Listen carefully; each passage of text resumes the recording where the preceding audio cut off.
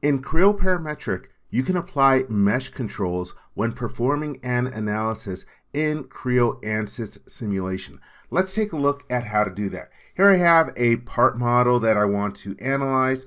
To start off, let's go to the Applications tab and then choose Ansys Simulation. And here I am in the environment. We have a number of warnings about things that we need to define before we can perform our simulation study. If I go to the Refine Model tab, I can click on Mesh Control, and then I can click on Generate Mesh to see what the mesh would look like. But here you can see that I am getting a warning. In order to look at the mesh, first I need to define a material and some structural constraints. Let's close the Study Check dialog box and then close out of the mesh controls and then go back to Ansys Simulation. I can go to Simulation Material and let's click on the More button to grab a material with some properties. I'll go back to the old legacy materials. Let's grab the steel and click the Select button and then OK. So now I've got steel assigned to this particular component. Now let's throw in some constraints. I will go to the Fixed button and then let me use the selection filter to make sure I'm only capable of picking surfaces. And then I will hold down the Control key and then quickly pick a bunch of surfaces that I want to be constrained. And let's grab one more over on the other side and then click the OK button. And so there you can see the display of my constraints in the graphics area. Now we can go to the Refine Model tab and then go to Mesh Control and generate our mesh. And you can see that we have one process in session. We can open up the Process Manager in order to track the progress. You can see it only took 7 seconds to generate the mesh on this component. Let's close the Process Manager, close the little toaster, and then I can reposition the model and display the mesh. And there you can see what the mesh looks like with the default settings. Now let's take a look at some of the other additional controls that you have. First, we have a mesh resolution dropdown, and you can change the resolution between low and high. And be aware that the higher the mesh resolution, well, the more elements that you have and the longer it will take to perform an analysis. Let me slide all the way to the bottom and then generate the mesh. And we have our process working. And it's done. I will click on the background of the graphics area so that I can then get to display mesh. You can see now we have much bigger elements. We have a much cruder mesh than we had before. Let's change that. Let's go to mesh resolution. This time I will crank it all the way up and then let's generate the mesh. And that one took a little bit longer, 1 second longer. Let's close out of here and then display the mesh. You can see now we have much smaller elements. So that is one way in which you can control the mesh that you're generating. Let me go back and change it right back to in the middle in the initial values. The next control that we will take a look at is the global mesh size. And there are a bunch of different controls in here. And so I'm going to jump to some slides for a moment in order to explain this.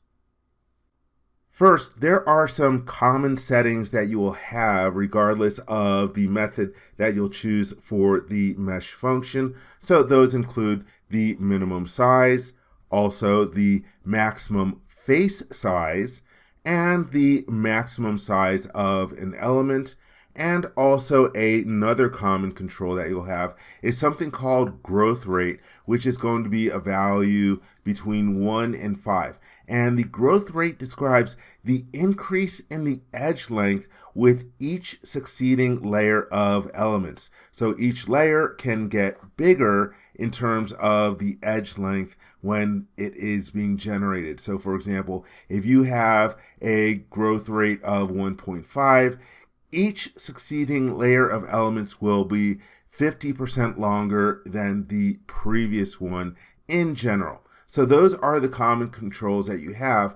But in addition to that, you have a number of different size function methods that you can choose at the top of the dialog box. And one of the choices is curvature, in which those different common values that you specify for the minimum size or maximum size, those pertain to the curvature of element edges and faces. And when you choose the curvature size function method, you're going to have an additional control for the curvature normal angle, which specifies the maximum angle that a single element can span along a curved edge or face. And that's a general value. Be aware that depending on the mesh, it can actually violate that, but it'll generally hold up to this curvature normal angle.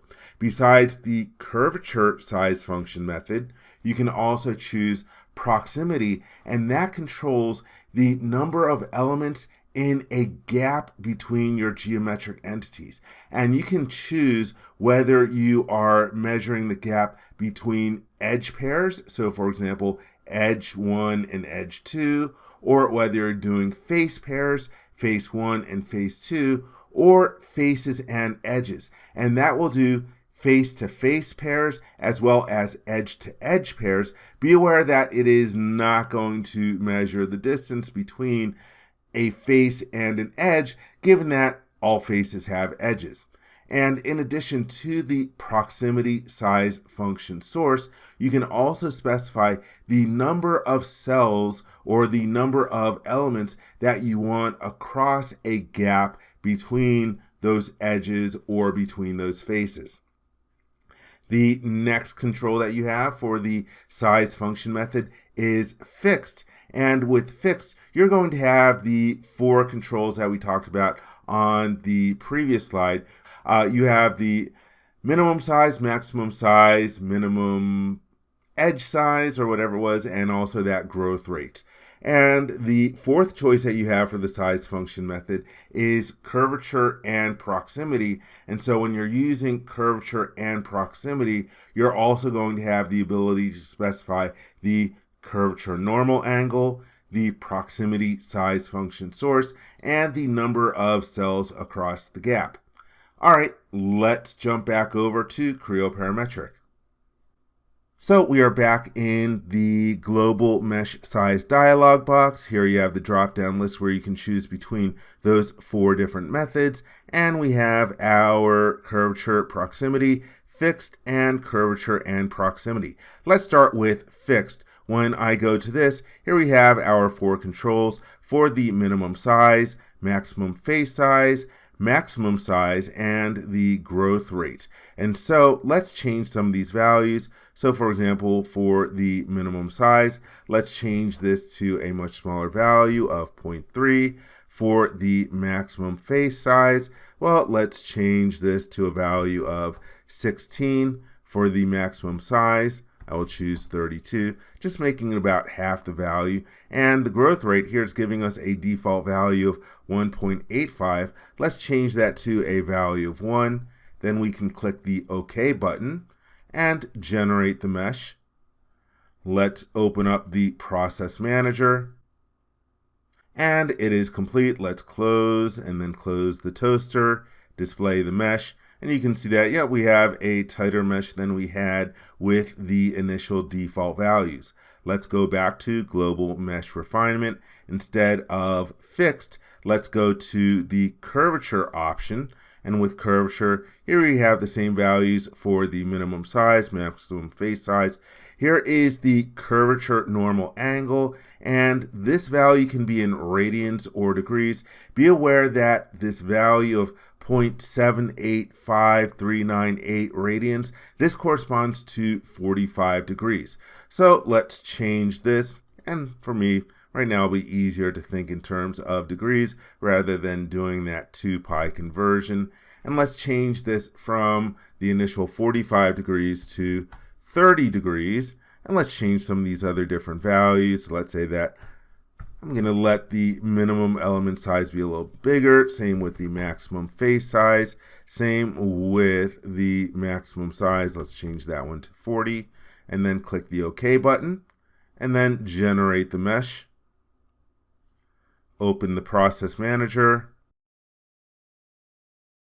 And you can see that the curvature option took significantly longer. As a matter of fact, it took 7 times longer than the previous methods. Let's close and then display the mesh.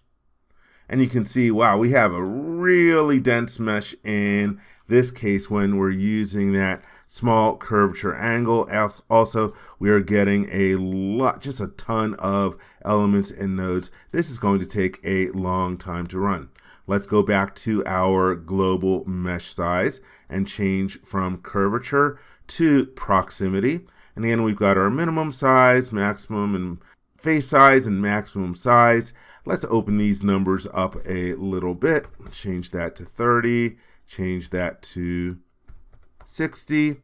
And here we have our proximity size function source, where you can measure the distance between faces, between edges, or between faces and edges. I'll leave it on faces. Let's leave a growth rate of 1. But for the number of cells across a gap, let's increase this. I'm going to increase this to a number of 2.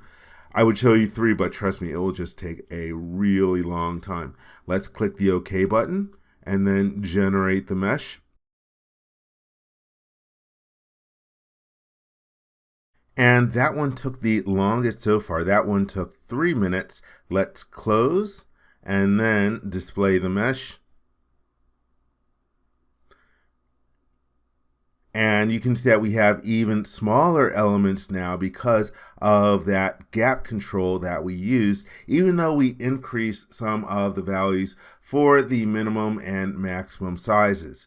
Let's go back to our global mesh size. So again, that is the proximity choice. Let's go to the drop-down list.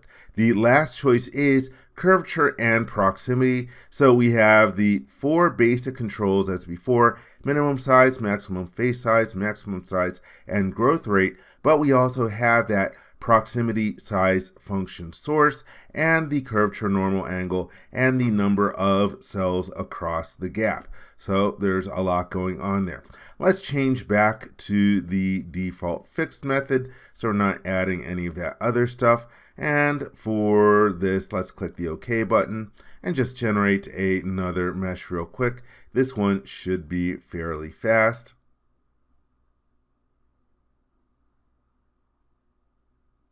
And let's deselect and display the mesh. So again, big difference in the mesh depending on the different controls that you select.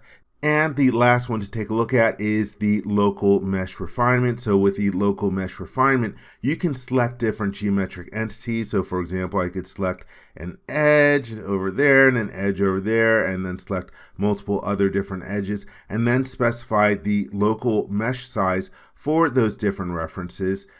Alternatively, let me remove all those. Instead of selecting the different edges, I can select multiple different surfaces and specify the local mesh size. And so why would you want to refine the mesh to begin with? Well, quite simply, if you are running the finite element analysis and you're seeing that you're having big changes in your results over a single element, or if you're getting different singularities in the model and you're feeling that you're not getting results that have the fidelity that you need, you can change the mesh in order to get more elements, get more nodes, and then get more accurate results.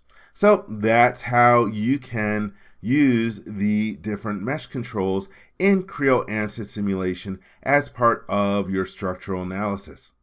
I hope you enjoyed this video. For more information, please visit www.creowindchill.com. If you learned something from this video, please give it a thumbs up. And if you like this video, please click the subscribe button and ring the bell to be informed when new videos are uploaded.